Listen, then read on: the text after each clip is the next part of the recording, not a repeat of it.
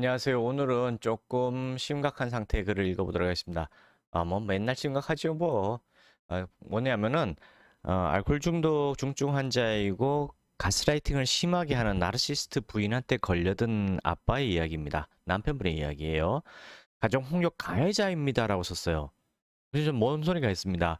이 남편이 참다 못 참아가지고 가볍게 폭력을 휘둘렀어요. 근데 부인이 그 찬스를 노려서 경찰에 신고하고 뭐 접근금지 신청하고 이런 식으로 진행을 한 겁니다. 읽어보도록 하겠습니다. 결혼 생활 10년 넘게 살아왔고 10년 동안 의견 다툼이 빈번했습니다. 부부싸움도 많이 했었고 물리적인 충돌도 2번 있었습니다. 와이프 성격이 워낙 강해서 절대 지지 않는 타입이 아닌지라 지는 타입이 아닌지라 물리적인 충돌이라고 해도 서로 치고받고 하는 식이었습니다. 아주 심하다는 얘기네요. 신혼 때는 와이프가 부엌 칼을 들고 덤빈 적도 있고 시어머니에게 왜 우리 엄마 무시하냐면 술주정한 적도 있습니다.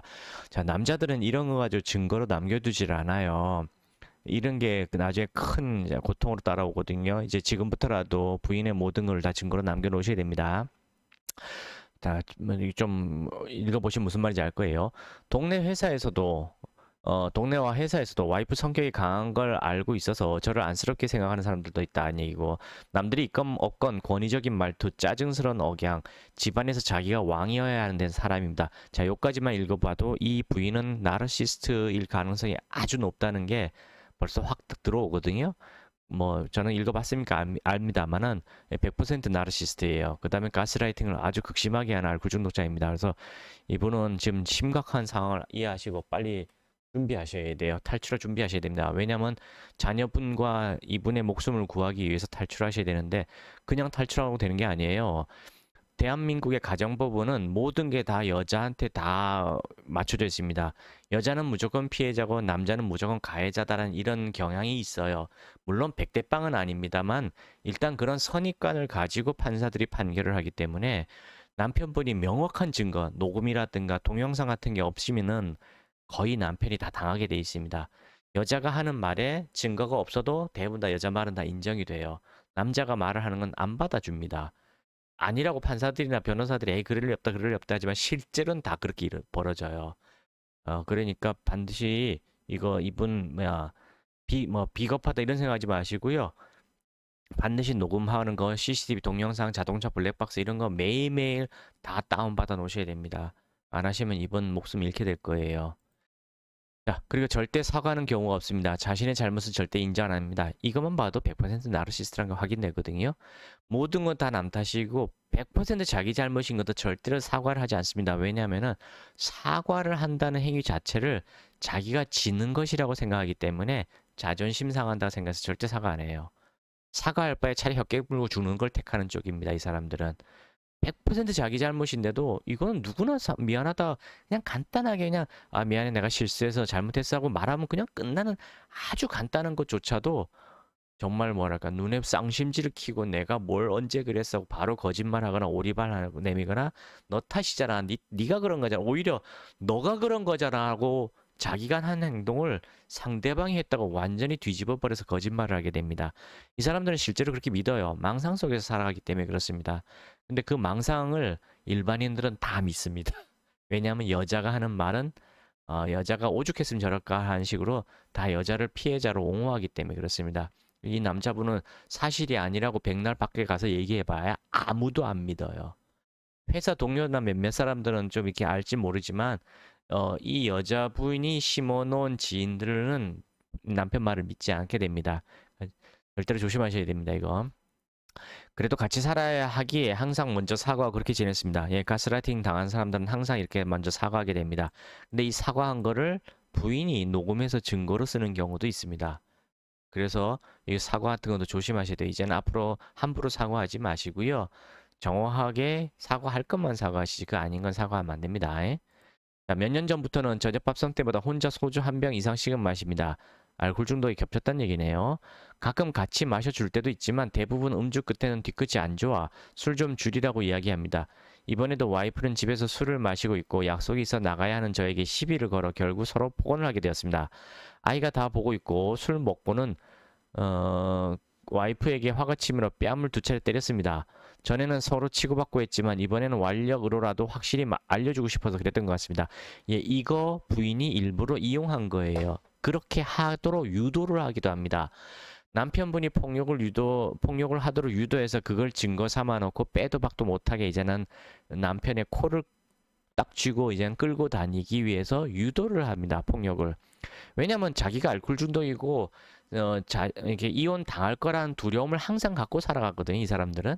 이 알코올 중독 나르시스트들은 항상 자기가 피해자란 망상 속에 살아가고 언제나 결국은 자기가 버림받게 될 것이란 두려움 속에 살아갑니다. 그걸 방지할 수 있는 방법을 자기들은 뭐냐면 자기가 두들겨 맞아서 그거를 경찰과 어떤 법원의 증거로 삼아놓고 나중에 이혼할 때 이용해 먹겠다는 생각을 갖고 있거든요. 전형적인 케이스예요, 이게. 그래서 이번에 완력으로 알려주게 했던 거 이거 남편분이 말려 들어간 거예요. 그러니까 지금부터는 이제는 주먹을 쓰시면 안 됩니다. 그 대신에 반드시 녹음하고 동영상 다 촬영해 놓으셔야 됩니다. 명심하세요. 사진도 그렇고요. 자, 아이 보기에도 미안해서 그대로 집을 나갔고 몇 시간 뒤 문자로 긴급 임시 조치되었고 현재 2개월간 임시 조치 상태입니다. 예, 지금 당하신 거예요. 부인은 정확히 이걸 노리고 한 겁니다. 항상 그렇게 해야 된다는 걸 다른 사람들을 통해서 듣고 배워서 예를 들어 막장 드라마 이런 걸 통해서 또는 자기 친구들 끼리끼리 모이거든요. 그런 친구들을 통해서 이미 다 그런 걸 듣고 배운 상태였던 거예요. 그러다가 찬스가 오니까 바로 행동을 옮긴 겁니다. 쉽게 말해서 당하신 거예요. 아이 보기에도 미안해서 뭐 임시조치됐다고 얘기했고 집에 나올 때 휴대폰만 가지고 나온 상태라 차 키도 없고 지갑도 없이 일단은 회사 창고에서 지내고 있습니다. 3주째 되어가는데 처음에는 10년 동안 언어적 심리적 폭력을 당한 건 난데 겨우 밤 2대에 내가 가해자가 된 게 너무 억울해서 내 집인데도 내 설명을 안 듣고 임시조치 내린 경찰관이 원망스러웠지만 시간이 지나니 내 잘못이 보이더군요. 이제 어느 정도 생각이 정리되어 조언을 얻고 싶어 글을 올린 겁니다. 자, 이게 뭐 이 글만 읽어봐도 이분은 에코이스트라는 걸 바로 알 수 있는데요. 에코이스트가 뭐냐면요. 모든 걸 자기 탓이라 생각하고 너무 반성을 많이 하고 자기 스스로 자기 탓이라는 생각하고 자꾸 반성을 하시는 분들이에요. 이 에코이스트가 나르시스트한테 완전한 밥입니다. 어떤 거냐면요. 그 나르시스트들은 에코이스트만 골라내는 눈을 갖고 있어요. 뭐니 그냥 자기가 무슨 못된 짓을 하고 다 거짓말하고 사기치고 남 탓하고 누명을 다 뒤집어 씌워도 이 병신 같은 놈이 나의 거짓에 속아 넘어가서 계속 자기 탓인 줄 알고 자기 반성만 할 놈을 장황하게 이렇게 딱 집어내는 눈을 갖고 있어요. 그렇게 해서 결혼하신 겁니다. 이분 결혼 당하신 겁니다. 사기 결혼 당하신 거예요. 현재 문제만을 두고 글을 썩 적기에 와이프의 나쁜 점만 썼지만 좋은 점도 있기에 아직까지 이혼 생각 없이 잘 지내고 있습니다. 예, 이 에코이스트는 자꾸 좋은 점을 보고 문제를 해결하려고만 하거든요. 에코이스트의 특징이 그거예요. 모든 문제는 내가 알아서 내가 조심하고 내가 노력하면 다 해결할 수 있을 거야 라는 생각으로 내가 조금만 더 잘하면 될 거야, 조금만 더 잘하면 될 거야, 이 생각만 계속하고 살아가는 사람들이에요. 근데 바로 이런 분만 잡아내는 게 나르시스트예요. 이분 목숨 구하고 싶으면 빨리 탈출하셔야 됩니다. 일단은 경찰 조사하게 되면 폭력에 대한 부분은 제가 잘못한 것이 용서를 구하려 합니다. 하지만 와이프 성격을 너무도 잘 알기에 저만 바뀐다고 상황이 변하지는 않을 것 같습니다. 이대로 다시 집에 들어간다면 분명히 시간이 지나면 반복될 듯하여 용서는 구하되 집에는 들어가지 않을 생각입니다. 예, 이분 조금은 알고 계시네요. 맞습니다. 절대 안 변합니다. 그래서 경찰서에 가서 폭력에 대한 부분에 대해서 이대로 얘기하시면 안 돼요. 같이 그랬다라고 얘기하셔야 됩니다. 심지어 환자분이 이 남자분이 자기 뺨을 때려서라도 그걸 사진 찍어 놓으셔야 됩니다. 어차피 서로 증거가 없어요. 누가 먼저 때렸는지 그 증거가 없어요. 당하지 마십시오. 사기꾼한테 당하시면 안 돼요. 누명 쓰면 안 됩니다. 자기가 자기를 때려서라도 사진 찍어놓고 진단서 받아놓고 어떻게 해서라도 쌍방 폭행으로 가져가셔야 됩니다. 이거 절대로 안 돼요. 부인은 이거 가지고 평생 남편을 물어뜯을 거예요. 절대로 경찰이 개입된 상태에서 양심껏 진술하시면 안 됩니다. 이거. 그다음에 와이프 성격, 그다음 뭐냐면은 집에 들어가지 않을 생각이라 했는데요. 집에 들어가지 않게 되면 아이가 고통을 받게 됩니다. 그래서 집에는 들어가셔야 돼요. 집에는 들어가시되 앞으로 나르시스트를 어떻게 대처해야 될지를 정확하게 배우고 집에 들어가셔야 됩니다. 몸으로 훈련을 하셔야 돼요. 머리로 아는 거 택도 없어요. 몸으로 충분히 연습을 하시고 들어가셔서 나르시스트를 대응하셔야 됩니다. 와이프에게 용서를 구하고 이런 거 하지 마세요. 절대로 하면 안 됩니다. 쌍방 폭행으로 가져가셔야 됩니다, 이거. 제가 스스로 집을 나와도 법적으로 문제가 되지는 않습니다. 근데 아이가 엄마한테 혼자 양육이 당하기 때문에 나중에 이혼할 때 아주 불리하게 되세요. 양육을 엄마가 가져가야 됩니다, 이거. 집을 나오게 되면 생활 카드만 주고 다른 지원은 없앨 겁니다. 10년 동안 생활비 꼬박꼬박 와이프 통장에 넣었습니다. 와이프도 소일거리라고 합니다. 와이프에게 어떠한 접근도 하지 않고 있다. 자, 잘 들으세요. 지금 별거 얘기를 하셨는데요. 별거는 권하고 싶지 않습니다. 왜냐하면 아이가 위험에 빠지게 됩니다. 아이가 목숨을 잃을 수도 있어요. 이은혜, 고유정 이런 사건들이 다 이 여자랑 똑같은 케이스예요. 정말 똑같은 케이스입니다. 다른 건 딱 하나요. 알코올 중독인지 아닌지는 뭐 방송에서 안 나와서 모르겠습니다만 알코올 중독까지 겹쳐있기 때문에 더 위험한 상태입니다. 그래서 절대로 별거 하시면 안 돼요. 아이를 지키기 위해서 남편은 반드시 집으로 들어가셔야 됩니다. 단 가스라이팅, 나르시스트에 대한 대응 방법을 모르는 상태에서 집에 들어가는 거는 그건 좀 위험해요. 그건 아닌 것 같아요. 그래서 지금 접근 금지된 상태에서 철저하게 서람 TV, 그다음에 제쿠 TV, 그다음에 썸머 TV 정도 한 3가지 유튜브가 있거든요. 그 3가지 정도는 달달달달 외울 정도로 다 보셔야 됩니다. 100개, 200개, 300개 정도 다 보셔야 돼요. 그 정도 보시고 나서 정신을 차리시고 집에 들어가셔야 됩니다. 그리고 마음속에서 마인드 상상 연습을 많이 하셔야 돼요. 아, 이렇게 나올 땐 내가 이렇게 해야지.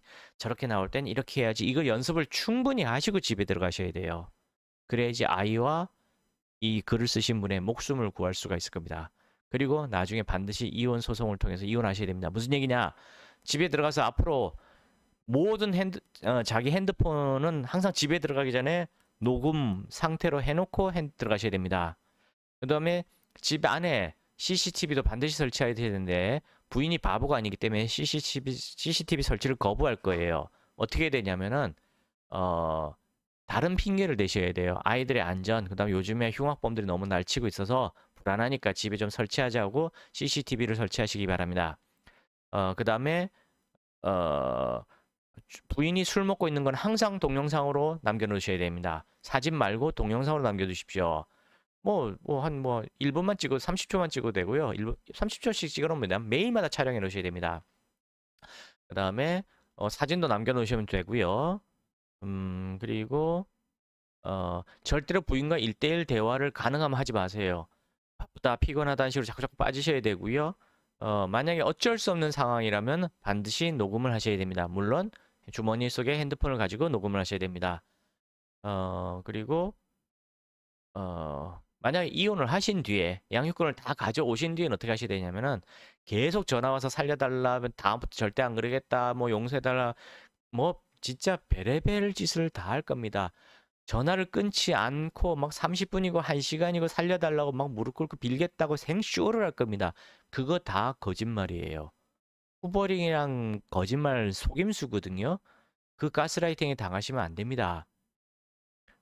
진짜 남편이 이제 칼을 쥐게 되고 부인이 이제 완전히 이제 몰렸을 때, 그러니까 증거를 다 마련하기 이제 몰렸을 때 부인은 정말 매일마다 와서 싹싹 빌고 뭐 난리를 칠 거예요. 살려달라고 하다가 뭐 애를 어떻게 하겠다 협박도 했다가 막 생쇼를 할 겁니다.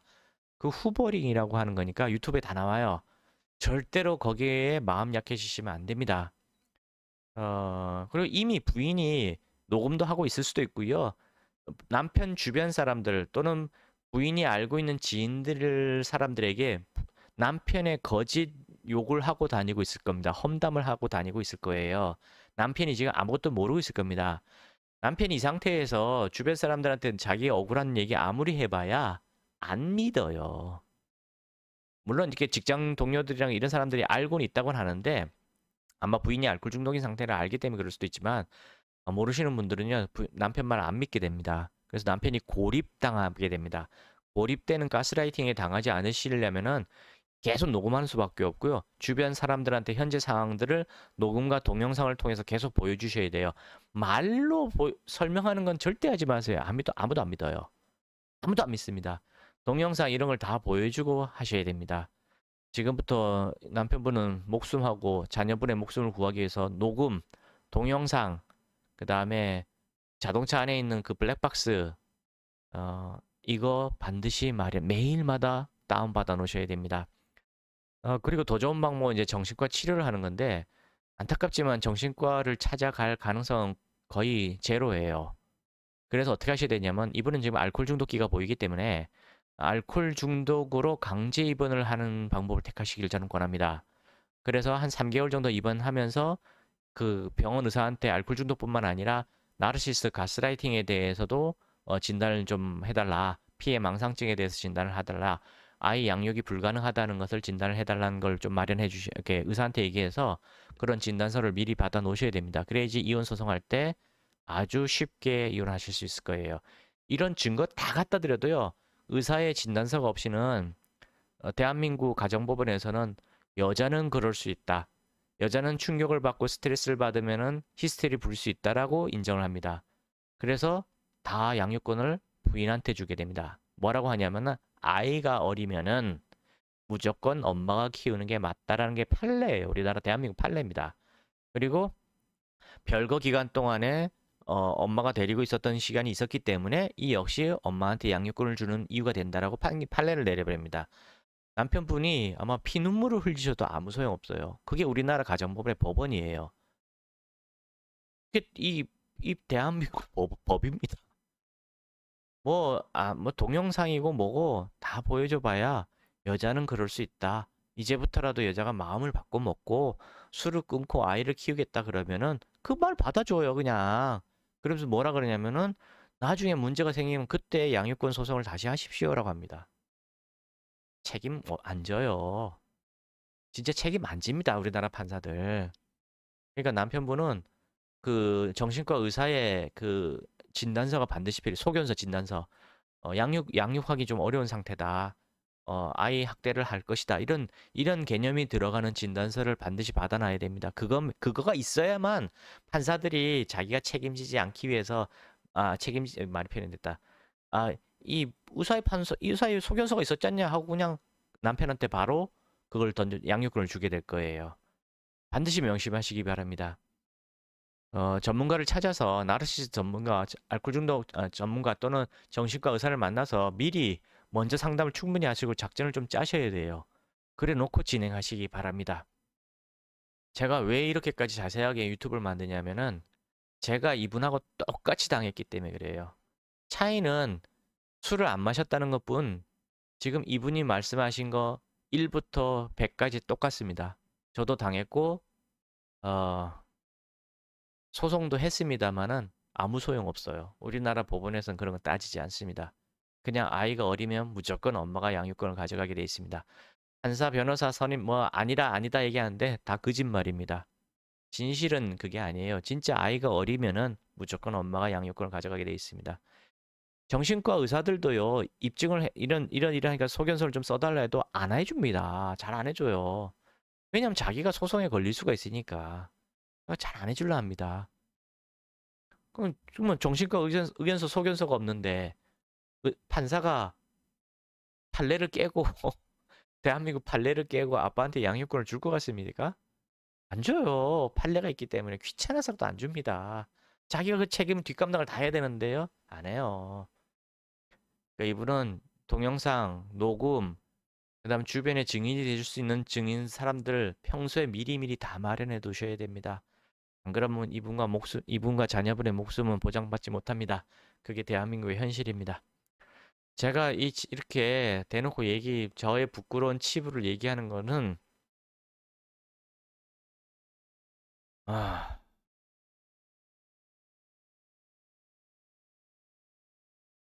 제 목숨을 살리기 위해서고, 제 아이들의 목숨을 구하기 위해서입니다. 이런 거라도 남겨놓지 않으면은 세상 아무도 믿지를 않아요. 아무도 믿지 않고 결국은 저와 제 아이가 잘못되었을 때 아무도 이 내면을 모르게 됩니다. 어, 고유정 남편이 사망을 했을 때, 살해를 당했을 때 아무도 몰랐어요. 근데 누구만 알았냐면은 그 고유정 남편의 남동생인가 여동생, 남동생으로 기억하는데 그 남동생만은 내 형이 그렇게 자살할 사람이 아니다, 실종될 사람이 아니다라고 경찰서를 계속 쫓아다니면서 제발 좀 조사해달라고 싹싹싹 빌었기 때문에 그래서 경찰이 움직였던 거예요. 아무도 안 믿었습니다. 진짜 그냥 실종으로 처리될 뻔한 사건이었어요. 이은혜 사건도 마찬가지입니다. 이은혜 사건도 지금은 구속됐지만 사건 초기에는 뭐라 그랬냐면 이거 형사사건 아니다. 이거 법적으로 처벌 못한다 그랬잖아요. 대부분 다. 근데 왜 법적으로 처벌하게 됐냐고요? 여론이 들고 일어났잖아요. 여론이. 국민 여론들이 들고 일어나니까 판사들도 은근슬쩍 형사사건으로 돌려서 처리를 한 거예요. 만약에 방송에서 이은혜 사건을 막 띄우고 여론이 들고 일어나지 않았으면 이은혜 사건은 그냥 흐지부지 무죄로 넘어갔을 사건이에요, 이거. 마찬가지입니다. 이분 지금 아직 사건은 벌어지지 않았습니다만 자녀와 이 글을 쓰신 분의 목숨을 살리기 위해서 반드시 전문가를 만나서 도움을 청하시기 바랍니다. 감사합니다.